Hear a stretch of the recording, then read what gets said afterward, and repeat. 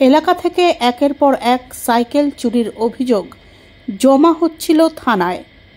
তেমনি দায়ের হওয়া একটি চুরির মামলার তদন্তে নেমে সাইকেল চুরির একটি চক্রের পর্দা ফাঁস করল রাজারহাট থানার পুলিশ। অভিযানে নেমে ভাঙড় ও হাড়োয়া এলাকা থেকে মোট 3 জন চোরকে গ্রেফতার করেছে পুলিশ। পাশাপাশি উদ্ধার হয়েছে চুরি হওয়া 21টি সাইকেল। পুলিশ জানিয়েছে ধৃতরা হলেন আনারুল জমাদার, খোকন সর্দার ও মোহাম্মদ ইয়াসিন আলী।